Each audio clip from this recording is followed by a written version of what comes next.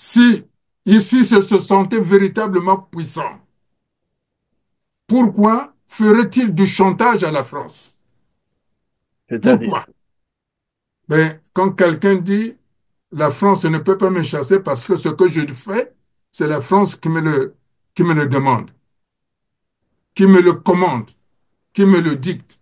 C'est du chantage. Il dit, vous me chassez, je dis ce que je sais. C'est du chantage. ce qu'il sait Hein? de la France, S'il était véritablement puissant, aurait-il fait du chantage? Il lui a été dit que ce n'était pas ça qui était convenu. Ce qui est convenu, c'est de s'asseoir avec l'opposition et de voir au mieux comment vous allez gérer votre pays. C'est ce que euh, le président Trump lui a dit. Gérez au mieux votre pays. Parce qu'il y a trop de morts dans votre pays. Voilà ce qu'on attend de Denis Sassou Nguesso aujourd'hui. Maintenant, s'il veut, comme, parce que vous savez, monsieur Perrin, à votre, monsieur. dans ce même studio, Oui. j'avais dit que j'avais appelé les travailleurs. Parce qu'il y a des responsables français qui m'ont dit, mais monsieur Boukadia, vous dites que les fonctionnaires ne sont pas payés, les travailleurs ne sont pas payés, que les retraités ne sont pas payés, que les étudiants n'ont pas de bourse. Mais on des fois, j'ai même manifesté. Vous souvenez, j'avais dit. Tout à fait, Et oui. je me suis rapproché de certains responsables syndicaux du Congo qui m'ont dit, mais monsieur le président, quand on veut faire une grève, on nous envoie des gros bras avec des armes et ils disent devant nos femmes, nos enfants, vous faites grève, on vous tue. On tue vos amis. Comment ça? Mais oui, c'est ce que le pouvoir PCT fait. Il envoie des gros bras dans les maisons, dans les habitations des responsables syndicaux pour leur dire, vous faites grève, on tue vos enfants, on tue vos femmes devant vous.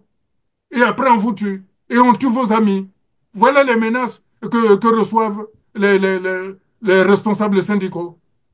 Est-ce que Alors je les suis en pauvres, train, pardon, monsieur Modeste Bokadia, je suis en train de comprendre par là, c'est ce qui a dû se passer avec les syndicats, j'allais dire, de l'université Mariam Gouabi et du CHU de Brazzaville, parce que jusqu'aujourd'hui, personne n'a compris pourquoi est-ce que ces grèves ont été levées alors que les revendications n'ont jamais été satisfaites.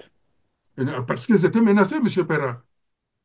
Et ça, je le tiens de certains responsables syndicaux qui m'ont dit, et ils ont même dit, si vous en parlez à la presse ou dans les réseaux sociaux, on vous tue. Alors de quoi on nous parle qu'il y a la paix au Congo? De quelle paix on parle?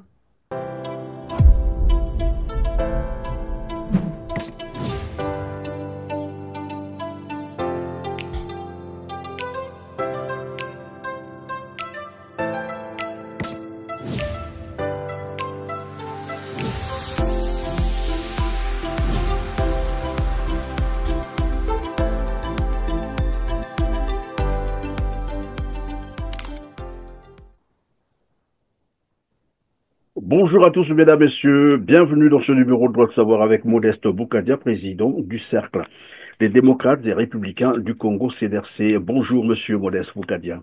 Bonjour, monsieur Christian Perrin. Comment allez-vous? Ben, je vais très bien. J'espère que c'est pareil pour vous. Ça va absolument, c'était un bon dimanche. Merci. C'est un bon dimanche. Alors, notre interview va porter sur le scandale EKRC et la convention d'affermage signée entre EKRC et la Société nationale d'électricité du Sénégal, qui a désormais la plénitude sur la distribution et la commercialisation de l'électricité au Congo-Brazzaville. On va suivre le reportage irrelatif. Dans le cadre de la coopération Sud-Sud, le Congo et le Sénégal ont conclu une convention d'affermage portant sur la distribution et la commercialisation de l'électricité en République du Congo pour une période de 10 ans. La gestion de ce segment sera désormais assurée par la société sénégalaise Sénélec. La signature de la convention a eu lieu en présence du Premier ministre Anatole Koliné-Makosso. L'acte a été formalisé par Émile Ouosso, ministre congolais de l'énergie, et par Pape Mamadou Diop, directeur général de Soselec, filiale de Sénélec. Dès lors, l'État congolais ne détient plus le monopole de la distribution et de la vente de l'électricité. Voilà, Monsieur Modeste Boukadia, une convention signée pour une durée de 10 ans, soit jusqu'en 2035. C'est ce que ça veut dire. Votre premier commentaire? D'abord, je n'ai pas entendu qui va produire l'électricité. Je ne sais pas si déjà on produit de l'électricité au Congo. Et je me pose aussi la question de savoir, cette société EDC, c'est celle que je crois qui avait été créée ou qui avait, oui, qui avait été créée à la suite de la privatisation de la SNE. Je crois que c'est celle-là. ST2, c'est bien ça, oui. Oui. Celle qui n'a pas pu payer toutes les indemnités des fonctionnaires et qui a des problèmes avec les salariés. Et d'ailleurs, ils avaient annoncé, pendant que vous le dites, qu'il y avait des nouveaux partenaires, des nouveaux actionnaires qui devaient apporter des capitaux. C'est ce qu'ils avaient dit. Et donc, en 2018, si j'ai bonne mémoire, cette société a muté en E2C, comme on l'appelle aujourd'hui, EKRC. Oui, justement, la question que je me pose d'ailleurs, jusqu'à présent, les salariés n'étaient pas au courant et ne connaissaient même pas le nom de leur patron, qui était le véritable patron de cette nouvelle société, EKRC. Donc jusqu'à présent, on ne sait pas. Mais la vraie question qui se pose aujourd'hui, qui a vendu cette société à la Société nationale d'électricité du Sénégal?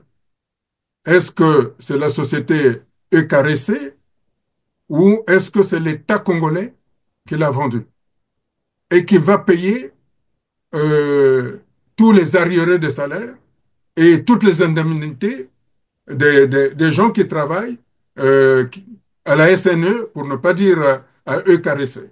Vous allez me permettre, la question est légitime parce que euh, c'est une question que, bah, enfin, même moi, je n'ai pas vu ça à venir. C'est que lorsqu'on a muté, c'est-à-dire les nouveaux actionnaires sont arrivés qui devaient apporter des nouveaux capitaux, c'est ce qu'ils avaient dit, et donc c'était devenu E carré C. D'accord. Absolument. Mais là, lorsqu'ils ont signé la convention d'affermage, c'est le gouvernement congolais qui a signé par son ministre Émile Ouosso. Et c'est là qu'on ne comprend plus. Alors Et que c'est normalement, justement, c'est les nouveaux actionnaires qui devaient signer avec.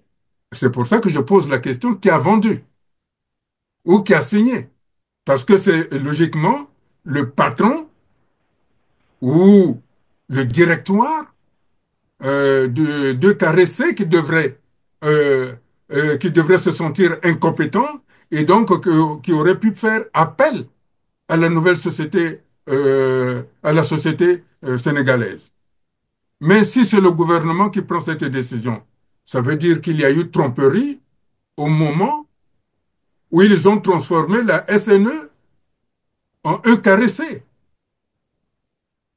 Ça veut dire que, comme toujours, le pouvoir de Denis Sassou Nguesso est un pouvoir assis sur du mensonge, flagrant. Et là, on le voit.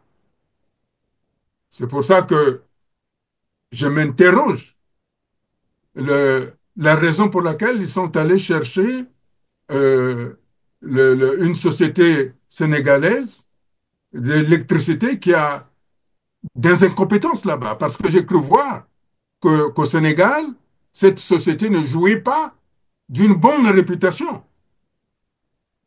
Et la preuve, si j'ai bonne mémoire, le président euh, euh, Macky Macky Sall. Sall, je crois, avait viré le patron de cette société. Enfin, avait viré le patron de la Société nationale. Évidemment, je m'en souviens très bien. C'était lors, je crois, du sommet Afrique-Banque mondiale, là où il y a eu coupure d'électricité dans la salle, et même le président Macky Sall n'avait pas compris ça, il n'avait pas apprécié, et va donc prononcer la sanction contre le directeur général. Mais ça, c'est un fait. Mais avant ça, il y a eu beaucoup de manifestations contre les coupures intempestives d'eau et d'électricité à Dakar. Et ça continue. Et, évidemment, la question se pose aujourd'hui, qu'est-ce qui a dû orienter ce choix du gouvernement congolais vers la Société nationale d'électricité du Sénégal, qui n'a franchement pas une bonne expérience. Ils ont des problèmes, en fait, ils ont les mêmes problèmes que le Congo en matière de fourniture d'électricité. Et c'est cette société qu'on va chercher pour régler les problèmes du Congo. C'est pour ça C'est que je dis, paradoxal. oui, justement, c'est paradoxal. C'est pour ça que j'insiste. Je dis clairement qui a eu l'initiative. J'aurais compris que ce soit le directoire ou la direction de Caressé qui avait euh, mangé la SNE, qui prennent cette décision se disant qu'il s'est trouvé incompétent, il peut donc chercher les compétences d'ailleurs. Mais j'ai cru comprendre que c'est le gouvernement, enfin le gouvernement. Quand je dis ça, j'ai mal, parce qu'il n'y a pas de gouvernement au Congo. Hein. Ah bon? Ce sont des copains, des coquins qui ont mis main basse sur tout le Congo. Autrement dit, c'est une mafia des voyous qui ont pris le peuple congolais en otage et qui font ce qu'ils veulent. La preuve, ils viennent de le démontrer. Ils ont privatisé la SNE en une nouvelle société, EKRC, dont on ne connaissait pas le patron. Et aujourd'hui, soi-disant, c'est le gouvernement qui cherche le concours d'une société étrangère, à savoir le Sénégal. Denis Sassou Nguesso donne raison à ces Sénégalais qui le traitent d'idiot. Parce que moi, je ne me reconnais pas dans l'injure des Sénégalais en traitant les Congolais d'idiots. On va revenir sur ce scandale, mais parlons d'abord d'une autre information. En fait, si vous vous rappelez, vous vous souvenez, parce que vous suivez évidemment l'actualité congolaise, en septembre 2024, c'était le 18 septembre, si j'ai bonne mémoire, Thierry Mongala annonçait le début des travaux de construction du barrage de Sunda, dans le Kwilu, bien sûr, début janvier 2025. Nous sommes aujourd'hui, donc, je disais, le 16 février 2025, alors que les travaux devraient démarrer en janvier 2025. Je vous propose d'abord de suivre cet extrait de sa déclaration et on revient sur le plateau. Le Premier ministre a également annoncé le démarrage de certains projets structurants, tels que la construction du barrage hydroélectrique de Sunda, engagement, comme vous le savez, du président de la République, pris devant les populations de notre pays. Le gouvernement, par le biais du ministère de l'Énergie et de l'Hydraulique, à cet effet, signait un protocole d'accord avec la société China Overseas Gyoxin Co. Limited pour le développement du site de Sunda en vue de la production de 600 à 800 mégawatts d'électricité. Il s'agit là d'une excellente nouvelle. Vous savez comme moi que le barrage de Sunda, avec celui de Cholet, fait partie des grands objectifs et jusque-là, hélas, des mythes qui structuraient notre action publique. Et là, nous avons enfin la concrétisation de ce projet tant attendu pour renforcer l'offre de production électrique. Les travaux de construction du barrage de Sunda vont démarrer à partir de janvier 2025 et devraient être achevés en juin 2030.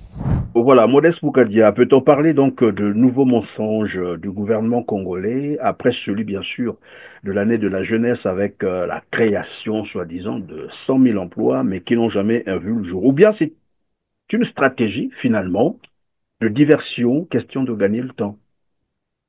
Vous savez, le problème de ce barrage de Sunda, qu'on appelle le barrage de Kwilu, C'est un projet qui date depuis longtemps, depuis le premier président du Congo, l'abbé Fulbert Yulu, qui lui, il avait signé de véritables accords lors de son voyage d'État aux États-Unis avec le président Kennedy, et qu'il y aurait eu les capitaux américains, allemands et français. Mais malheureusement, il y a eu le coup d'État.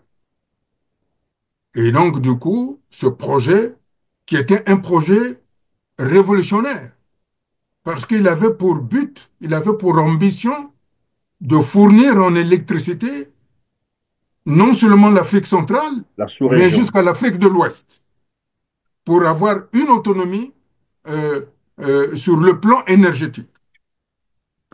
Malheureusement, les révolutionnaires de l'époque, qui sont aujourd'hui au pouvoir, c'est-à-dire ceux qui sont devenus les gens du PCT, avaient boycotté ce projet. Par la suite, il y a eu le président Pascal Lissouba qui a relancé cela. Des bâtons lui ont été mis, puisque je suis allé même sur le site. Des bâtons ont été mis et donc il n'a pas pu réaliser cela. Denis Sassou lui-même a voulu relancer ce projet, je crois, pendant 2 ou 3 ans, 3 fois. Jamais, ça n'a jamais vu le jour. Mais au lieu d'aller aussi loin, vous savez, en 2011, j'avais proposé au gouvernement congolais de l'époque, donc en 2011, que j'achète le barrage du Jouet. J'avais consulté les techniciens de Bouygues et j'avais fait des déplacements dans le sud de la France et en Espagne pour voir dans quelles conditions on pouvait réhabiliter le barrage du Djoué avec la centrale qui se trouve, la centrale électrique, qui malheureusement pendant le coup d'État sanglant de Denis Sassou Nguesso en 1997 a été détruit. Donc, je voulais donc investir. Il y avait les fondements. Mais Jean-Jacques Bouya, qu'est-ce qu'il m'avait répondu? Nous avons les financements de la Banque africaine de développement. Mais jusqu'à présent, le barrage de Djoué est à l'abandon et la centrale n'a jamais été réhabilitée. Et je comprends pourquoi il ne voulait pas. Il ne voulait pas parce que ce n'est pas parce que euh, euh, il ne voulait pas que quelqu'un d'autre, notamment quelqu'un du Sud, prenne ce barrage pour ne pas donner, pour donner le courant à ceux qui ne veulent pas qu'ils aient du courant électrique. Et d'ailleurs, pendant que vous le dites, Modeste Boukadia, je proposais à nos téléspectateurs un reportage relatif lorsque la Banque mondiale s'est impliquée dans ce dossier qui normalement, et comme vous l'avez dit tout à l'heure, ce barrage en réalité, je ne sais pas si c'est un manque de volonté politique, mais ce barrage aurait déjà vu le jour. Suivez. La Banque mondiale a procédé à la restitution de l'étude de faisabilité du barrage hydroélectrique de Sunda. Pour ce projet, le Congo s'est lancé dans la dynamique de l'utilisation de l'argent public pour attirer les investisseurs privés. Aujourd'hui, nous avons assisté donc à des discussions sur comment la Banque mondiale peut aider le gouvernement de la République du Congo à travers donc la Société financière internationale à attirer des investisseurs privés pour réaliser le barrage hydroélectrique de Sunda, qui est un barrage donc très important pour la République du Congo. La Banque mondiale, c'est un apport en tant que conseiller à travers la Société financière internationale, avec tous les instruments dont nous disposons, donc des instruments de conseil, mais aussi des instruments de financement pour appuyer la République du Congo à réaliser donc ce projet qui est important. La réussite de ce barrage nécessiterait une réforme du secteur de l'énergie en matière d'amélioration des performances de la SNE et lignes de transmission d'énergie, a indiqué le représentant de la Banque mondiale. La réunion tenue ce 4 novembre a porté sur les conditions de la faisabilité réelle de la production annoncée par la Banque mondiale, une production estimée à 480 MW. En ce qui concerne la distribution d'électricité produite par Sunda, je pense que les besoins sont énormes au niveau du Congo. Nous avons la zone économique spéciale de Pointe-Noire chinois qui a besoin de 700 mégawatts. Nous avons la zone économique spéciale de Brazzaville qui aura besoin de 250 mégawatts. Nous avons les potasses du Kwilu qui auront besoin d'autour de 150 mégawatts. Donc, dans les 10 prochaines années, le Congo aura besoin de développer une puissance de près de 1000 mégawatts. Alors, Modeste Moukadia, vous avez dit 2 ou 3 fois, Denis Sassou Nguesso a promis la construction de ce barrage, mais ne l'a jamais fait. Et comme je le disais d'emblée, est-ce que c'est justement un manque de volonté politique? Parce qu'après, il y a eu la construction de l'Iweso, il y a eu la construction d'Imbulu, mais qui ne répondent toujours pas, alors qu'il y a un barrage qui pouvait, évidemment, fournir l'électricité nécessaire pour tous les Congolais. Vous savez le barrage de Dinga. Le barrage Dinga a été construit à défaut du barrage de Kwilu. Si le barrage de Kwilu avait été construit, il n'y aurait pas le barrage d'Inga.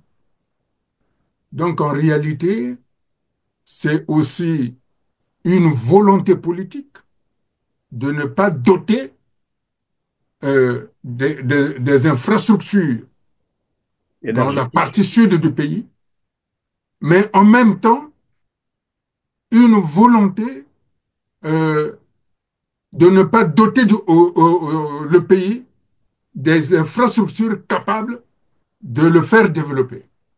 Oui, mais qu'est-ce qui peut expliquer ça alors qu'on est au pouvoir? Non, je ne pense pas que Denis Sassou Nguesso soit au pouvoir pour le Congo. Il est au pouvoir pour lui-même. Il est au pouvoir pour lui-même. Il n'est pas là pour satisfaire, pour qu'il remplisse le devoir qui incombe à un responsable, à un chef d'État, celui de satisfaire les besoins vitaux essentiels de la population. Et vous constatez que depuis 42 ans qu'il est au pouvoir, Denis Sassou Nguesso n'a rien fait qui réponde et qui satisfasse les besoins vitaux des Congolais. Il n'y a aucun exemple à prendre. Aucun. Évidemment, il n'y a aucun. Oui. Mais par contre, pour se satisfaire lui-même dans sa vie joyeuse, il le fait. Il le fait. C'est pour ça que je pense que j'ai cette douleur et cette colère en même temps. Alors que, au cours de la conférence nationale souveraine, nous avons pris de grandes décisions. Mais lui et ses amis ont tout fait pour qu'aucun acte de la conférence nationale souveraine ne soit acté. Et aujourd'hui, on en voit les conséquences. On en voit les conséquences. On en voit les conséquences, Modeste Moukadia. Nous allons donc avancer. Revenons sur le scandale EKRC. Que vous inspire l'approche économique adoptée par le gouvernement Anatole Kouliné-Makosso, enfin le gouvernement congolais, même si vous pensez qu'il n'existe pas un gouvernement au Congo, qui finalement, depuis un certain moment, je ne sais pas si vous l'avez constaté, est en train de céder tous les pans, ou presque, de l'économie congolaise aux entreprises étrangères. Je rappelle ici à nos téléspectateurs, pour ceux qui ont perdu évidemment cette information, c'est que parmi les accords signés avec le Rwanda, Sassou Nguesso a cédé à Paul Kagame les transports en commun, l'ingénierie informatique, les télécommunications, l'Internet, la formation de l'armée, exploitation minière, bref. Bon, pour le pétrole, les minerais, le bois, le gaz et le port autonome, nous savons que c'est déjà entre les mains des multinationales étrangères. Que vous inspire cette approche économique où on cède tous les pans entiers de l'économie congolaise aux entreprises étrangères? Je venais de vous le dire, Monsieur Perrin, que Denis Sassou Nguesso n'est pas là pour développer le Congo. Il est là pour son bonheur, son plaisir. Hein, le bonheur de sa famille, de son clan. Il n'est pas là pour les Congolais. Il a dupé tout le monde. Il a menti à tout le monde. Et d'ailleurs, ça se voit tellement qu'il est obligé de justifier que ce qu'il fait, c'est la France qui le lui demande. parce qu'il voit qu'il se trouve dans une impasse. Hein. Je rappelle que Denis Sassou Nguesso est le seul président qui n'a jamais connu de coup d'État. Tous les autres qui sont venus avant lui ont connu des coups d'État, sauf lui. Et donc, s'il était là pour les Congolais, il avait largement la possibilité de rendre le pays euh, dans une situation telle que les Congolais ne s'occuperaient plus de la politique. Mais comme il a réduit les Congolais en l'esclavage, que font les jeunes? Ils sont obligés, au lieu d'avoir des rêves d'être des grands patrons, au lieu d'avoir des rêves d'être des grands créateurs, eh bien, tout le monde fait la politique. Parce que la politique, Denis Sassou Nguesso a rendu la politique comme étant un travail, parce que tous les membres du PCT sont des fonctionnaires. Un moyen Alors facile que, pour devenir riche illicitement, il faut peut-être rajouter comme ça. absolument. Mais ce qu'ils oublient, c'est membres du PCT. Quand le pouvoir de Sassou, qui est vacillant et qui va tomber, va partir, tous les fonctionnaires, Vous êtes affirmatif là-dessus, je qui va suis très affirmatif et je sais pourquoi je le dis, c'est-à-dire. tous les fonctionnaires, tous les fonctionnaires de l'État PCT, c'est-à-dire les membres de l'État PCT, qui ont été payés en tant que fonctionnaires alors qu'ils étaient membres de parti, ils vont tout perdre. Tout comme le Pardon, PCT qui a monsieur construit. Modeste Boukadia, excusez-moi de vous arrêter comme ça. Vous êtes en train de dire qu'il y a des Congolais, membres du Parti congolais du travail, que j'aime appeler d'ailleurs, mais ça se sent, hein, les preuves sont là, c'est une organisation des malfaiteurs, une association des malfaiteurs. Donc vous êtes en train de nous dire qu'il y a des membres du Parti congolais du travail qui en réalité ne travaillent pas, qui ne sont pas des fonctionnaires. Mais le fait d'être membre du Parti congolais du travail, ils ont des salaires, ils sont payés par l'État, c'est ça. Mais vous savez très bien que tous les membres du PCT ont fait l'école de PCT. Tous les cadres de PCT sont formés par le PCT, ont été déversés dans la fonction publique, ce qui n'est pas le cas des autres partis politiques. Vous voyez ce que fait le président Trump aux États-Unis. Tous ceux qui ont été nommés par le président Biden d'appartenir au Parti démocrate et donc en bénéficier de cette situation-là, il est en train de les virer. Ce qui veut dire qu'au Congo, quand le pouvoir va être normalisé, tous les cadres du PCT seront virés de la fonction publique. Les cadres rouges, et c'est ce qui peut expliquer finalement leur, j'allais dire, insensibilité à la crise, à la misère des Congolais, parce que lorsqu'on les suit à la télé ou dans les médias, sur les réseaux sociaux, ils ont tendance à vous démontrer que les choses vont bien, alors que tout le monde est en train de voir que ça va très mal. Ça va très mal. Mais avec, disons, à l'ère du numérique, plus rien ne se cache. Mais c'est curieux, à un jour, je me posais la question, qu'est-ce qu'ils ont dans la tête? De ne pas voir ce que les autres voient. Est-ce que c'est ce qui explique finalement leur, je sais pas, ce mépris? C'est un mépris, il faut le dire comme ça. Il faut absolument demeurer au pouvoir parce que si le pouvoir tombe, bah, on perd tout, c'est ça. Vous savez, je vous avais déjà dit, je crois que c'est chez vous, c'est chez un de vos collègues, j'avais déjà dit, euh, l'avion de Denis Sassou Nguesso ne peut pas transporter tous les membres du PCT. À la rigueur, il y aura seulement ses enfants. Vous voyez, le président Assad, quand il est parti, il a même laissé ses frères. Hein. Donc, moi, je pense que l'ivresse de pouvoir ne doit pas entraîner de l'amnésie. Il y a eu un reportage qui est passé pour du départ du président Ouazabanga, le maréchal Mobutu. Vous avez vu tout ce qu'il a laissé? Hein? Vous avez vu tout ce que Ben Ali a laissé? Vous Hosni voyez un, Moubarak, tout ce monde, oui. vous voyez un président qui était puissant, Assad.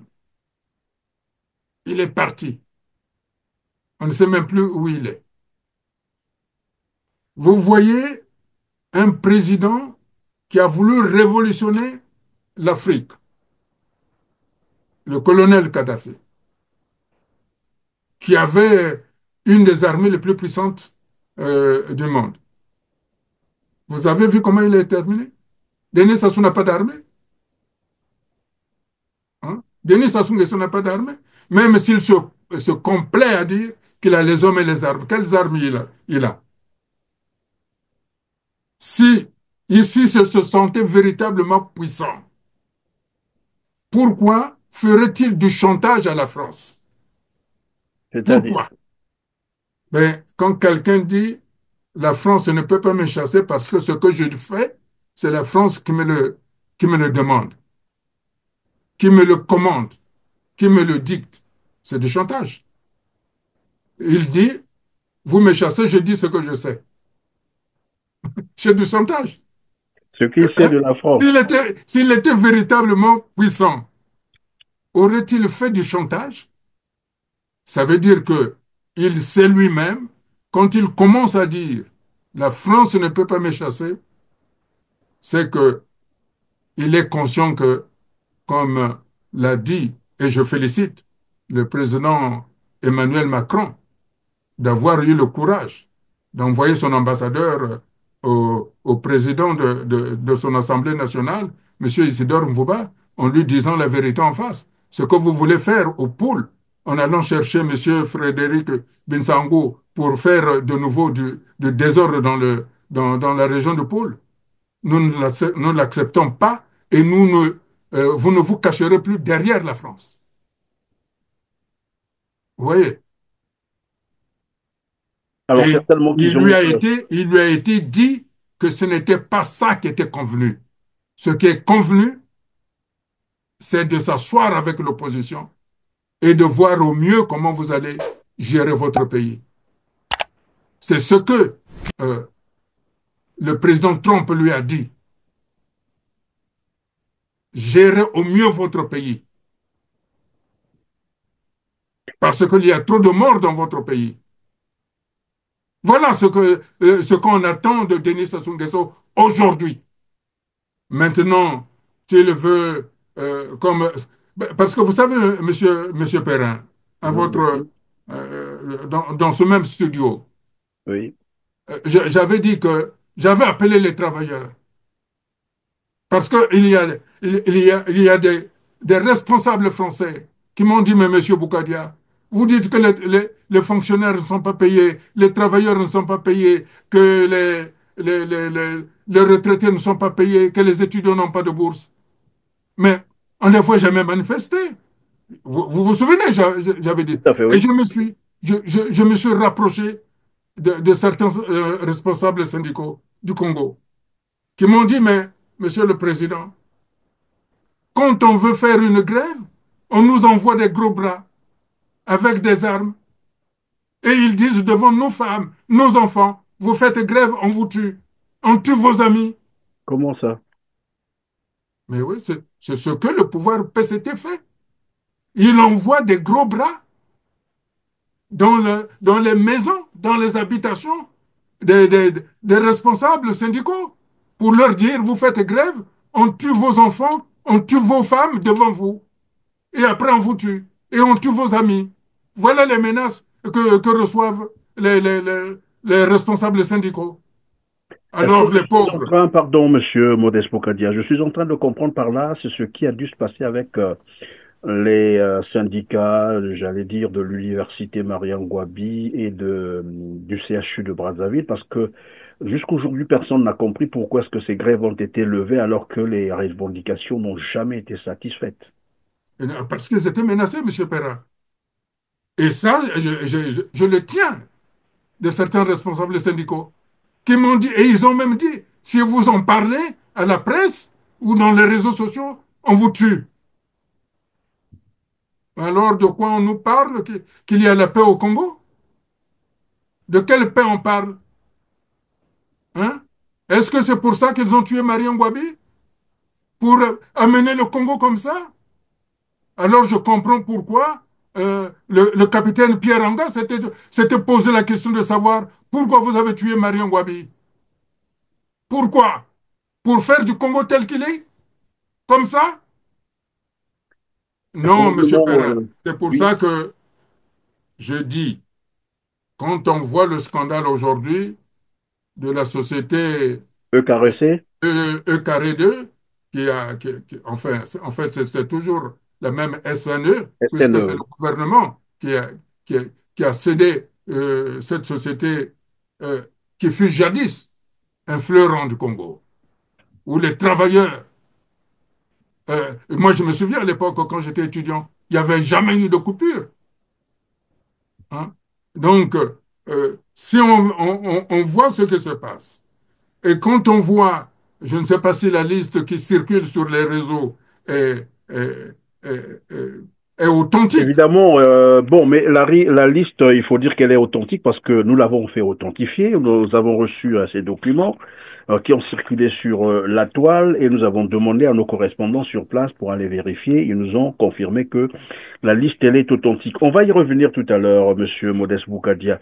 Et je voulais évidemment, puisque vous parlez déjà de ce scandale, où les ministres, les parlementaires, j'allais dire les hauts fonctionnaires de l'État congolais sont compromis, en fait, sont pris en flagrant délit, il faut le dire, de vol d'énergie. C'est un délit, il faut le rappeler ici, qui est poursuivable d'ailleurs au pénal.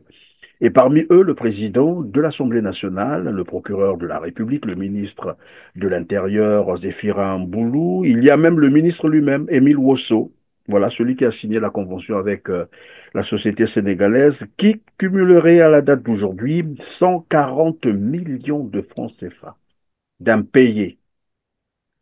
Et donc, vous disiez que si la liste était authentique, si, elle est authentique. Et là, sur la liste, on peut lire Jean-Jacques Bouillard qui doit près de, voilà, je vois là 13 millions de francs CFA, plus 21 millions pour son domicile. Donc, c'est deux domiciles. Vous avez Jean-Bruno Bambi, celui-là aussi, c'est des millions. Le père Hugues Ngolondele, Julienne Isongo, Sassou Nguesso, Isidore Mbouba, Paulo Bambi.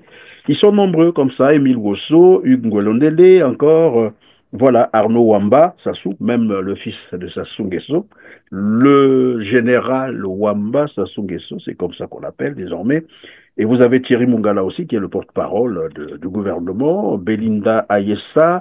Voilà, ils sont nombreux, tous sont là. Et ce qui est d'ailleurs surprenant, c'est que le procureur de la République Okongakala, André Okongakala, monsieur mon parquet. Et ma question ici, c'est de savoir si au Congo, il y a encore un gouvernement. C'est vrai que vous l'avez déjà longtemps dit, qu'il n'y Ben avait oui, plus de bon, gouvernement au vous Congo. On se savez, pose maintenant la question s'il y a un gouvernement. non, mais depuis toujours, j'ai dit qu'il n'y avait pas de gouvernement.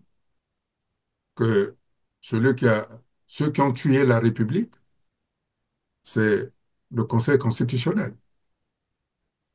C'est le Conseil constitutionnel qui a tué la République. Parce que quand Firmin Ayessa a fait boire de l'eau par les narines le candidat Parfait Kolela, qui en est décédé, on devrait annuler l'élection. Le Conseil Oui. constitutionnel avait, Conformément à l'article 70 de la Constitution, oui. il devait annuler l'élection. Mais comme le Conseil constitutionnel, c'est le conseil de famille de Denis Sassou Nguesso, de son clan, ils ont passé outre. C'est pour ça que je ne considère pas ça comme un conseil constitutionnel. Que j'ai dit que ce, cette organisation-là, cet organe-là, a tué la République, a assassiné la République. Et donc, il n'y a pas de gouvernement. Et que tous ceux qui sont là, ce sont des copains et de coquins. C'est le mot. Parce on se retrouve dans un scandale comme ça. Et ce scandale, qui peut y mettre fin.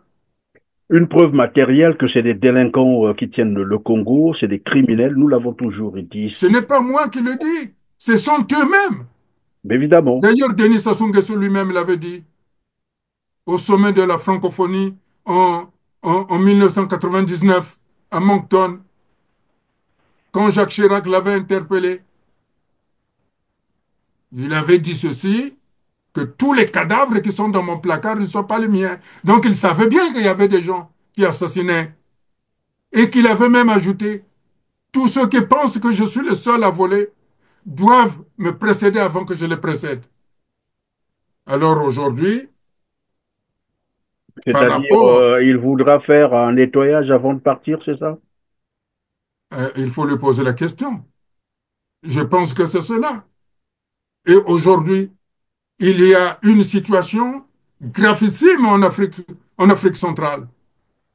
La situation de la RDC et du Congo, dans laquelle le Congo-Brazzaville, Denis Sassou Nguesso, lui-même est impliqué par des intérêts privés avec le Rwanda, qui menacent, qui risquent d'entraîner la déstabilisation de la sous-région.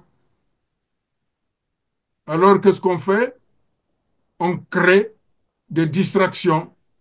Hier, on nous a lancé du bruit que, voilà, sa fille, qui est mère de Kintele, je crois, a fait détruire une résidence ou une maison de ce fameux Procureur de la République. procureur-là, Ongo Kakala, je crois que c'est ça. Okongakala, oui, André Oui, Okongakala. son mandat, son mandat. Mais comme cette distraction n'a pas pris, alors on fait sortir le scandale de EKRC, de la SNE. Voilà, comme ça, les Congolais disent, ah non, c'est entre eux, ils sont en train déjà de se disputer. Comme ça, les vrais sujets ne sont pas abordés par les Congolais. Donc, comme nous connaissons, comme nous connaissons le PCT, c'est un parti basé sur le mensonge, la calomnie, la désinformation et des slogans creux. C'est ça ce qu'ils sont en train de faire.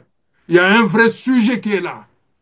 Le sujet sur lequel on attend Denis Sassou Nguesso, c'est celui de réconcilier les Congolais. C'est ce qu'on lui a dit à Paris. Il faut réconcilier les Congolais. Comme il en est incapable, il crée des situations, il montre les muscles par ici ou par là. Alors, pour montrer que c'est lui l'homme fort, il vient nous refaire le film enterré à la conférence nationale souveraine sur l'homme du 5 février. Ça veut dire qu'en réalité, Denis Sassou Nguesso n'était pas d'accord qu'on enterre cette affaire-là. C'est pour ça que il a demandé à ses partisans de ressusciter le vrai débat sur l'assassinat du commandant Marien Ngouabi. Et là, on donne raison au capitaine Pierre Anga, qui pose la question, pourquoi vous l'avez assassiné? Mais la Pourquoi? vérité, Denis Alors, Sassou Nguesso, pardon, Denis Sassou Nguesso n'a jamais été pour la conférence nationale. Oui, après, on peut le voir dans les documentaires réalisés par ces cabinets de propagande, dire que c'est moi qui ai voulu qu'il ait la conférence. Non, Denis Sassou Nguesso n'a jamais été, je dis bien jamais été d'accord pour la oui, conférence nationale. Cela lui a été imposé et tout le monde le sait. On peut revenir là-dessus, mais ce n'est pas le sujet d'aujourd'hui. oui, oui, oui, mais Monsieur Perrin, il faut bien comprendre la Oui, politique du PCT. Le 18 mars 1979 et 77, 77, oui. soi-disant 14h30, il égorge Marien Ngouabi. À 15h, 16h, il crée le CMP. Le président Giscard d'Estaing lui envoie un message de condoléances. Et on a connu la semaine rouge. Qu'est-ce qui s'est passé en 20 jours? C'est lui qui était le président, où on passait des innocents au petit matin par la voix de l'avocat Okoko, Jacques Okoko. Il était conscient, c'était un avocat. Il était conscient que c'était des innocents. comment se fait-il qu'il crée le CMP et quand il a fini le nettoyage, il donne le pouvoir au, à Joachim Yombi au Pango pour le salir? Pourquoi? Qu'est-ce qui s'est passé? Il avait tous les pouvoirs. Pourquoi il a donné au colonel Joachim Yombi au Pango? Pour quelle Pardon que vous raison? dites ça pour les raisons, voilà, pour nos téléspectateurs qui nous suivent. Lorsque vous parlez du nettoyage, peut-être qu'il faut être beaucoup plus précis là-dessus. Il y a Non, je eu parlais du également le nettoyage, crime. Oui. c'est-à-dire que quand ils ont assassiné le commandant Marien Ngouabi, ils ont prétendu que c'était un complot qui venait du président Alphonse Massamba Deba. Et que le président Marien Ngouabi ayant discuté avec son ami le cardinal Emilio Ayenda, donc tous ceux qui étaient en rapport avec le commandant Marien Ngouabi ont été éliminés, dont même les amis propres, proches du président Marion Ngouabi. C'est ce qu'on appelle les innocents, qu'on passait au petit matin. À 5 heures du matin, ils étaient passés sous les armes. Et Florent Seba était heureux de l'annoncer à la radio. Et pourtant, je rappelle, L'actuel directeur de cabinet de Sassou Nguesso. absolument, et je rappelle que Florent Seba est la dernière personne à avoir vu le président Alphonse Massamba Deba vivant. Lorsqu'on avait amené le président Alphonse Massamba Deba devant Denis Sassou Nguesso, il était en chemise blanche. Et il avait dit, je ne veux pas le voir. Emmenez-le. Qui avait Et dit je après, ne veux on ne pas l'a le plus jamais voir? vu. Qui avait dit Pardon? que qui avait dit qu'il ne veut pas le voir? C'est Denis Sassou Nguesso. Il voulait Il pas avait voir dit le qu'il ne voulait président pas Massamba. voir, qu'il ne voulait pas voir le président Alphonse Massamba Deba, qui était en chemise blanche, En sorte, débraillé. c'était là comme qui dirait, une instruction, un mot d'ordre pour le faire Ça, exécuter. je n'en sais rien. Ça, c'est pour ça que dans ma tribune de ce matin, j'ai publié pour que Florent Seba nous dise sa vérité pendant que Denis Sassou Nguesso est vivant. Parce que lui-même, Denis Sassou Nguesso, l'avait dit à Moncton, au Canada, en 1999, lors du sommet de la francophonie, que tous les cadavres qui sont dans mon placard ne sont pas les miens. Donc, il se pourrait, puisque lui, il avait dit, emmenez-le, je ne veux pas le voir. Est-ce que c'était une instruction donnée? Mais c'est Florent Siba. Florent Siba doit nous donner cette vérité-là. Parce que jusqu'à présent, la famille du président Alphonse Massamba Deba n'a pas encore fait son deuil. Parce que pour l'instant, il est supposé disparu. Il n'y a pas de cadavre. Donc, il n'y a pas de mort. Hein? Donc, il peut être vivant. Donc, Florent Siba doit nous dire. Oui, Il mais doit nous dire. c'est donc Voilà la politique. l'intérêt. Voilà. Pardon, Monsieur Modeste Boukadia, c'est l'intérêt de relancer ces procès-là. Pourquoi est-ce que, à votre niveau, vous, les opposants, pourquoi est-ce que vous ne relancez, vous ne demandez pas la reprise de ces procès? Mais, Monsieur Perrin, moi, je fais de la politique. Je ne suis pas un magistrat. Ou je ne suis pas une organisation de défense des droits de l'homme.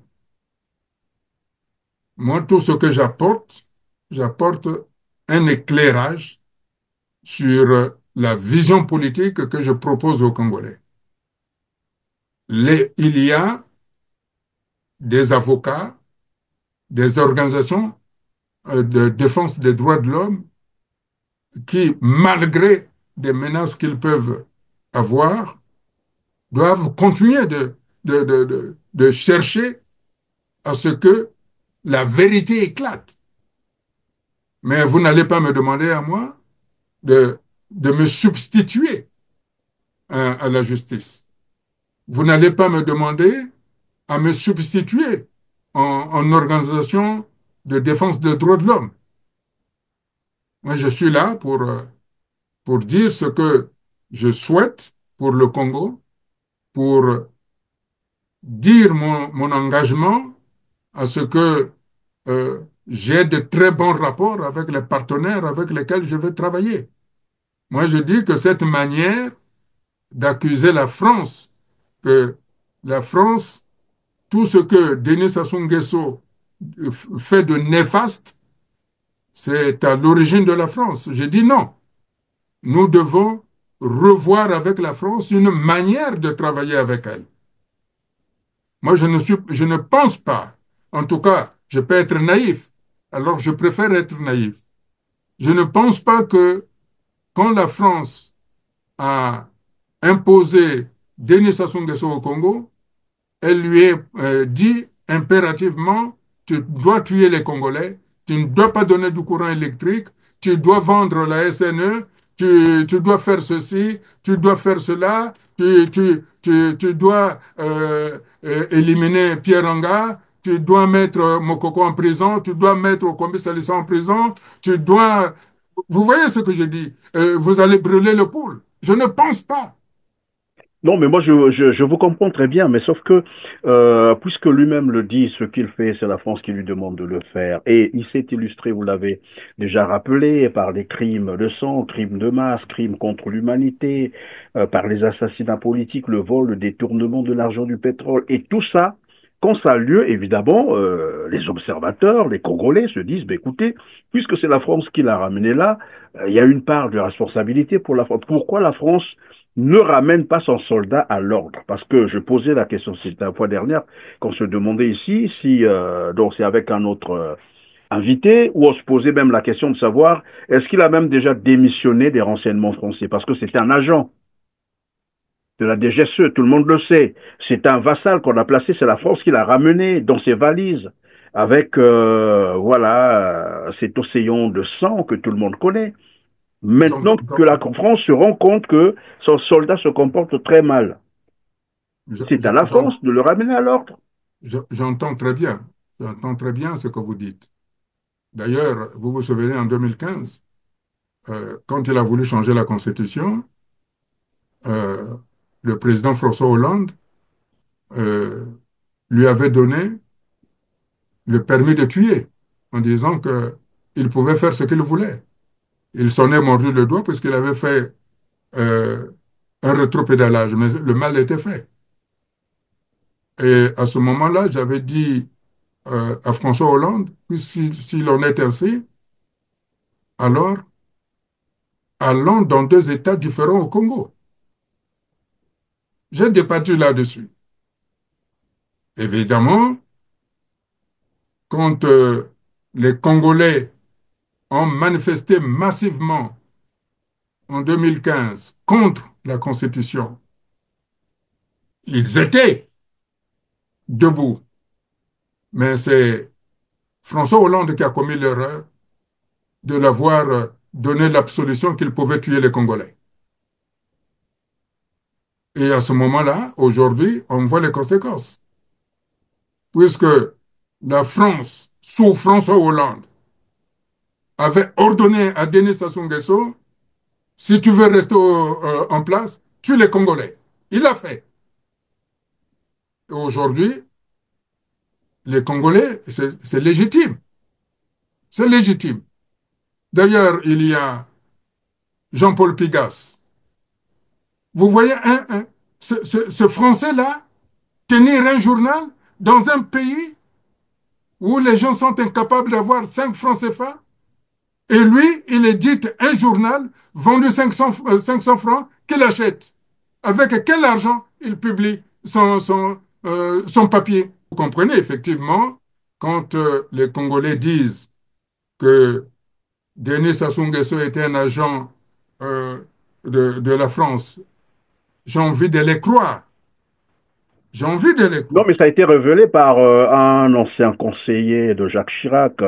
C'est François Prost qu'on appelle, celui qui a écrit, l'auteur du livre Chirac, mon ami, de 30 ans. Et c'est bien écrit dans ce livre, lorsque vous lisez ce Oui, mais c'est livre, pour ça que vous avez tous les éléments. j'ose bien le croire.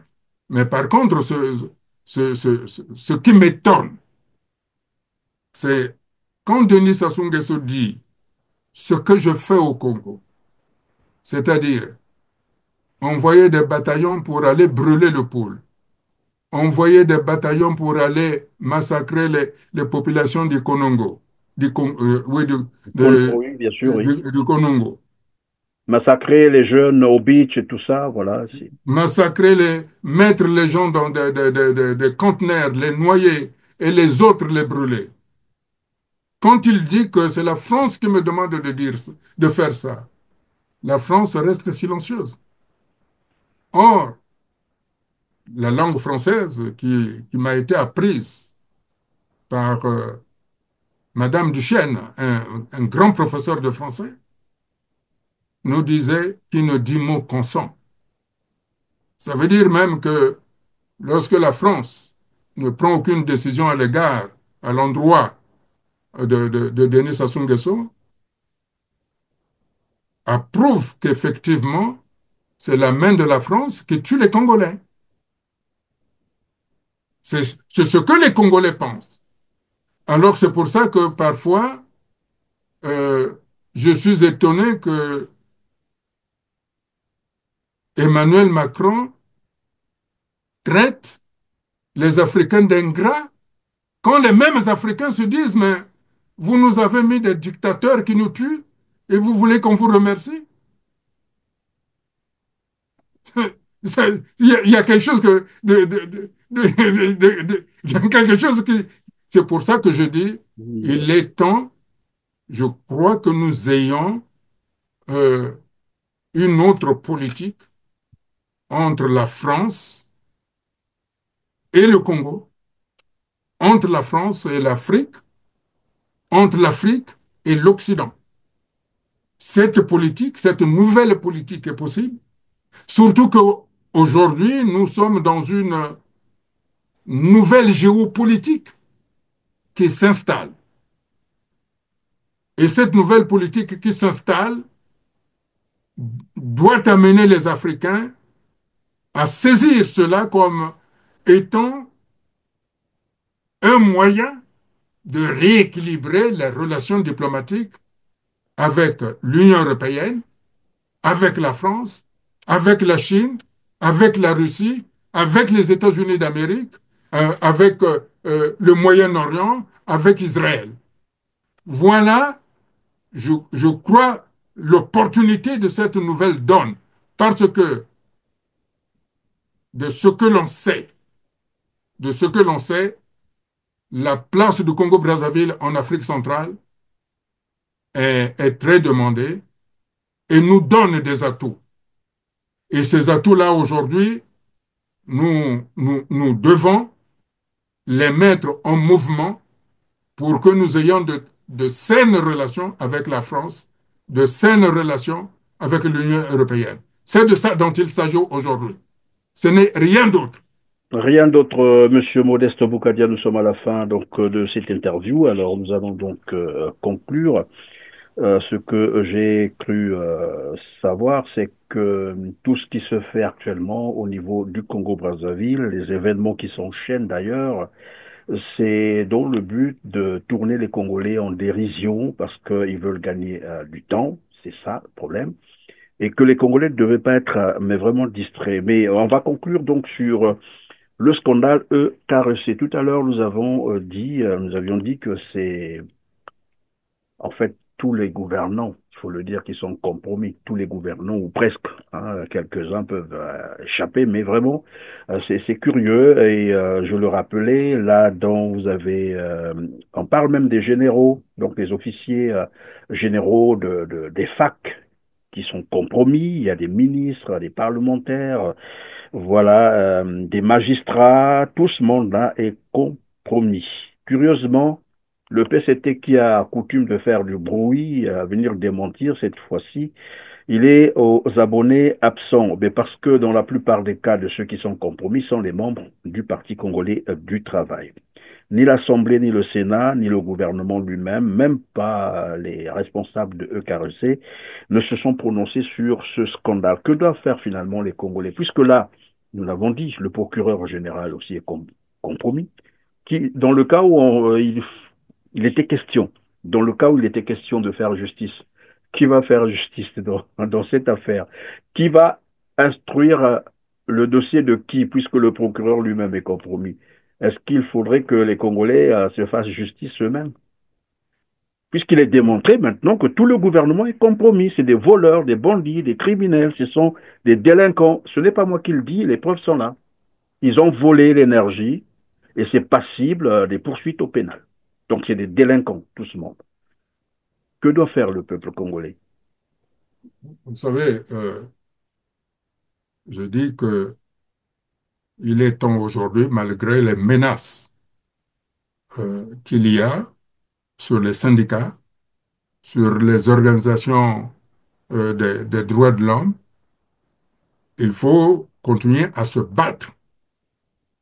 Euh, Quand nous avons commencé à parler de la conférence euh, nationale, à l'époque, mon ami euh, qui était maire nommé de Brazzaville avait dit que ce n'était pas la panacée.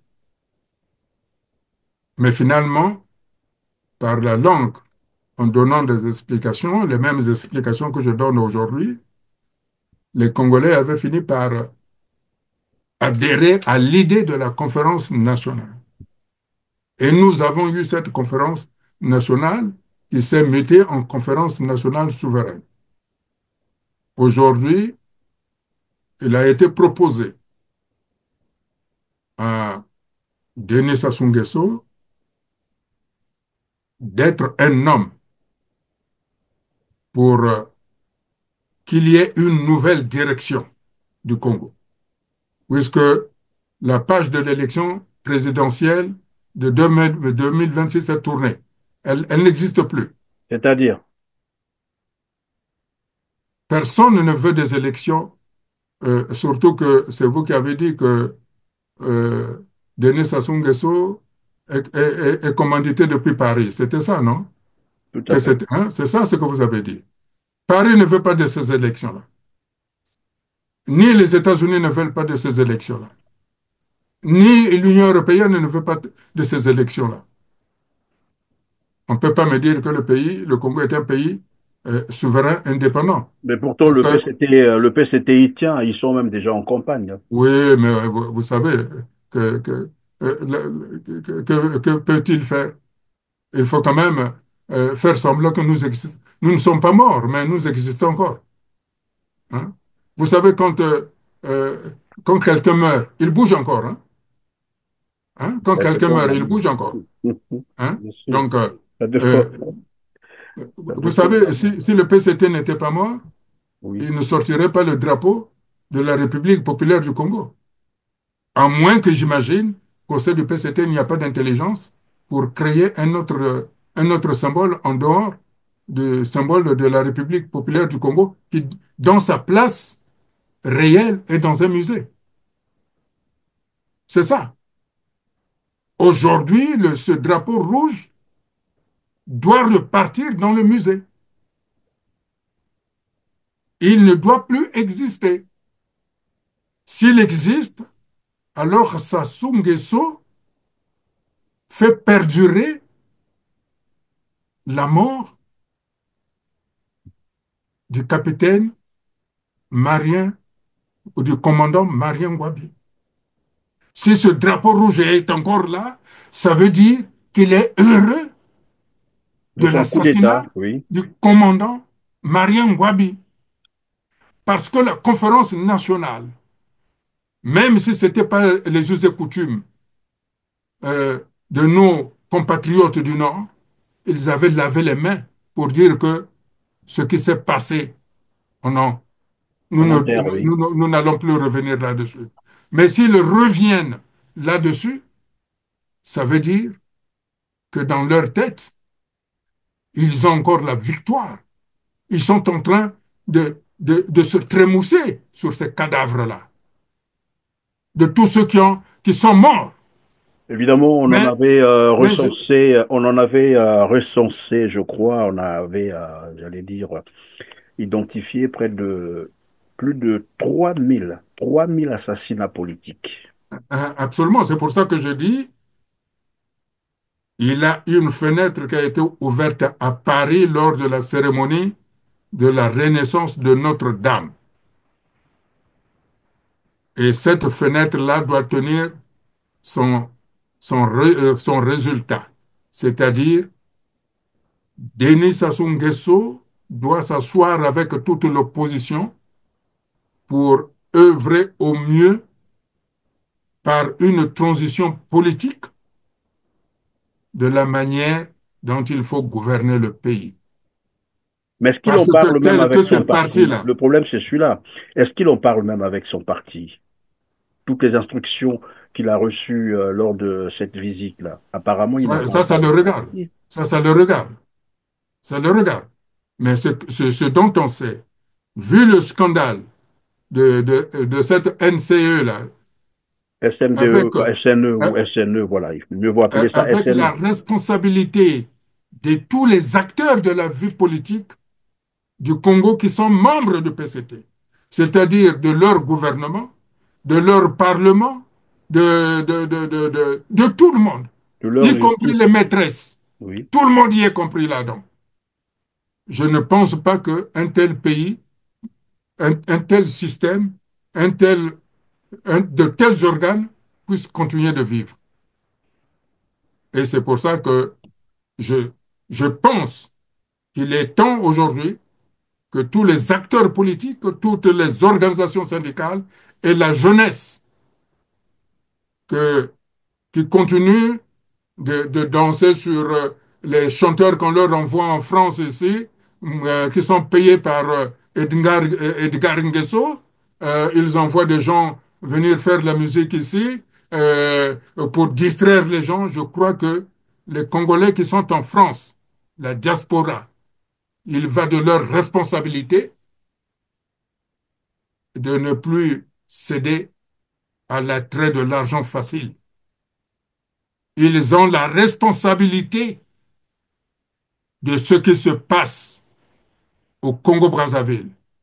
Le Sénégal nous disait Congo-Zoba. Le système PCT a validé que leur système, c'est des idiots, des bêtes, des imbéciles. Ce n'est pas moi qui le dis. Ce sont eux-mêmes qui ont validé ce que les Sénégalais disaient Congo-Zoba. Je pense que c'est comme ça, hein, si je Oui, tout traduis à bien. fait. Les Congolais, quand vous dites ça, les Congolais se retrouvent. Ils savent. Ils ont entendu ça Voilà, donc, depuis fort longtemps. et donc aujourd'hui, nous devons être des responsables. En tout cas, personnellement, et je pense que les Congolais du nord au sud, du centre à l'ouest, ne sont pas ces Congolais dont les Sénégalais qualifient d'ainsi. Ceux qui sont les vrais Congolais, montrons que nous sommes debout, nous sommes Bon, mais fiers, encore, parce il que faut c'est le préciser moment. que c'est pas tous les Sénégalais qui le disent. Hein. Enfin, certains commerçants véreux qui pensent que bon, voilà, ils exploitent, voilà, Non, certaines non, choses. non, Ils non, font ça c'est contre aux l'argent. Sénégalais de dire, ça c'est aux Sénégalais de dire que ce n'est pas tous les Sénégalais qui le disent. Mais Vous ne bien pouvez pas le entendu, dire. Vous nous ne avons pouvez pas des le dire. amis. Ce sont les Sénégalais qui doivent dire, ah non, ça n'engage pas tous les Sénégalais. Ou c'est le président sénégalais qui doit dire que ça n'engage pas tous les Sénégalais. Bien Nous, naturellement, mais bon, après on a des amis un peu partout, on a des amis sénégalais. Voilà pourquoi je disais, c'est pas tous les Sénégalais, mais bon, vous avez aussi à raison mais oui, mais vos de. amis sénégalais, qu'ils prennent, ils viennent sur vos antennes en disant non, ça ne nous engage pas. Nous allons les inviter, Monsieur Modeste Boukadi. En tout cas, grand merci d'avoir été avec nous encore aujourd'hui pour évidemment parler du scandale, il faut appeler ça comme ça, EKRC Gate, où voilà des ministres, les membres du gouvernement pour ainsi dire, des magistrats, des procureurs, des officiers généraux, des hauts responsables, disons des parlementaires sont compromis et sous le coup de la loi. Voilà, ils ont volé l'énergie et c'est un délit punissable. Merci encore d'avoir été vraiment disponible pour cette interview et surtout de nous avoir donné des informations, j'allais dire, très précieuses. Mesdames, Messieurs, vous avez compris que nous sommes arrivés à la fin de cette émission. Ça a été encore un plaisir. de savoir que vous nous avez accompagnés, mais surtout n'oubliez pas de cliquer sur le petit pouce en l'air juste en bas de la vidéo, partagez massivement et dites-nous en commentaire, on aime bien vous lire. Voilà ce que vous pensez des sujets que nous avons en fait aujourd'hui développés avec M. Modeste Boukadia. Je rappelle qu'il est président du cercle des républicains, des démocrates et républicains du Congo. Quand j'ai dit ça, merci et à très bientôt. Merci beaucoup. Je vous en prie.